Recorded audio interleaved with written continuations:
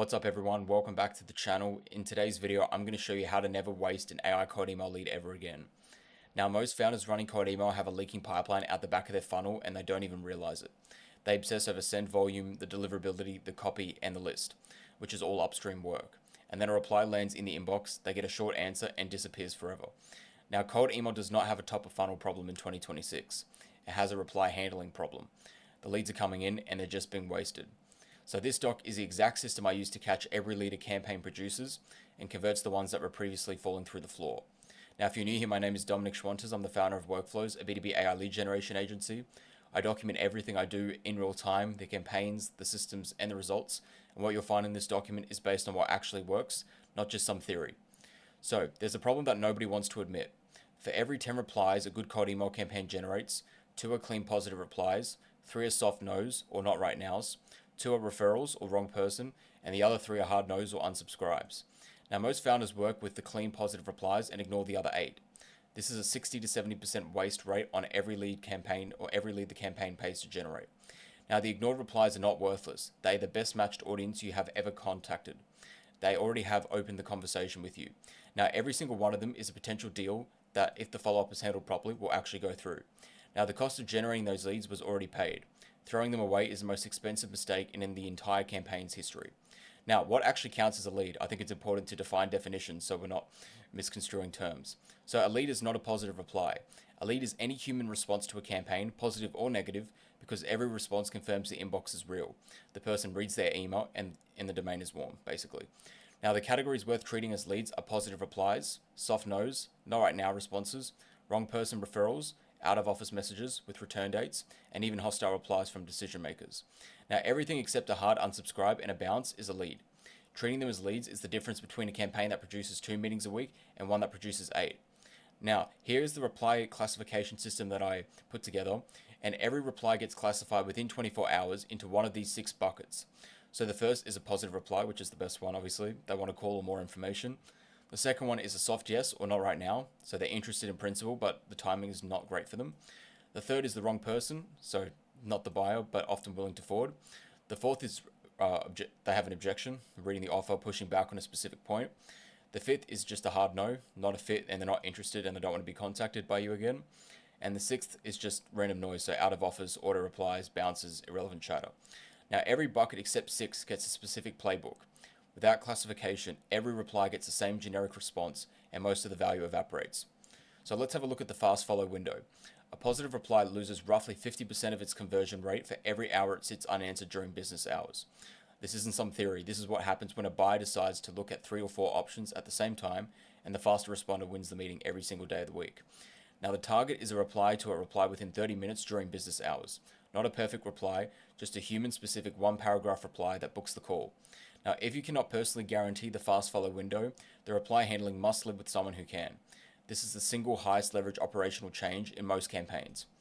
Now, let's have a look at some not right now gold mines. So the soft no's are the biggest category of wasted leads in every campaign I have ever audited. The buyer says they're interested, but the timing is wrong. The budget is locked, and they are mid-implementation on something else. They are hiring, but they're in a quiet quarter. Now, most agencies file under these rejected and have never touched them again. But this is a 6-figure mistake on a single campaign.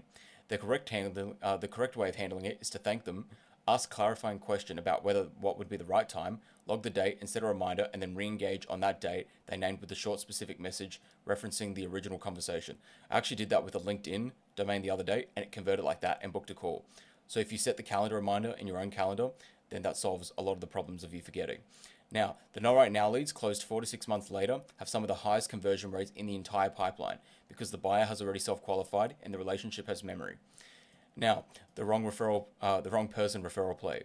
When the reply comes back saying they're not the right contact, you have 3 seconds of attention and 1 chance to turn it into a warm intro. The response template. Thank them by name, acknowledge that you reached the wrong person, so basically affirm what they said.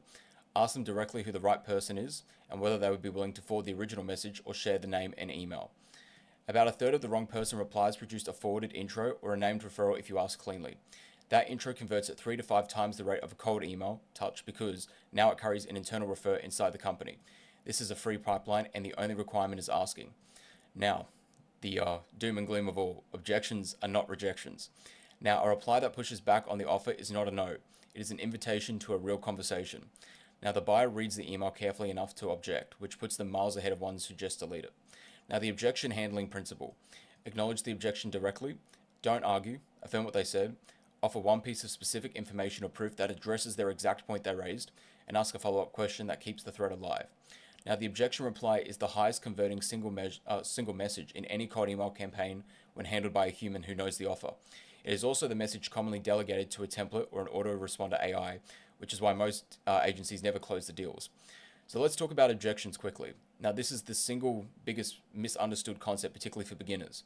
Objections are never price related. It's always value based, which we spoke about in yesterday's video. But just to recap in this specific context, if someone says to you that, oh, I can't afford it, blah, blah, blah, whatever financial objection they have, it's not actually about the money.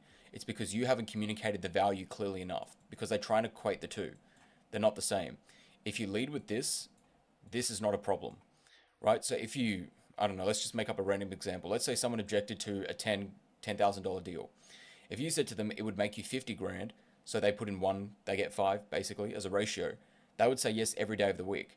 Now, it may just be that they don't actually have the money, but 99% of the times, it's just because they don't think they're going to get the return that you're advertising or promising that they're going to get. Whereas if you lead with value, present your case studies and all the other evidence you have to basically remove risk from their side and make yourself seem more credible, they will say yes to this. Because if you lead with value and actually make them believe that your solution is the right one for them, then they will say yes and they will go with you and engage with you. Now, let's have a look at the nurture for the opens that never replied. So most cold email platforms will tell you who opened the sequence multiple times without replying, but in open tracking terms, this data is unreliable.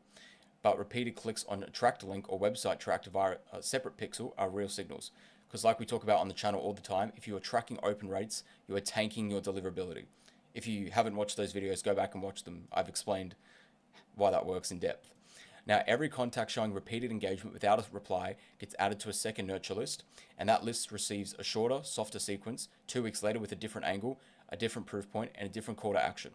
Now, the nurture list converts at roughly half the rate of the fresh list at a fraction of the data cost because the contacts obviously have already been validated as real engaged humans. Now, the 90-day re-engagement campaign. Every single quarter, every lead that replied to any previous campaign and did not close gets pulled into a dedicated re-engagement sequence. It's 3 messages. The first is a short check-in referencing the original thread and the exact reason that they gave for not moving forward. The second is a piece of new value, whether it be a case study, a benchmark, a result from a similar company. And the third is a simple CTA and a clean ask.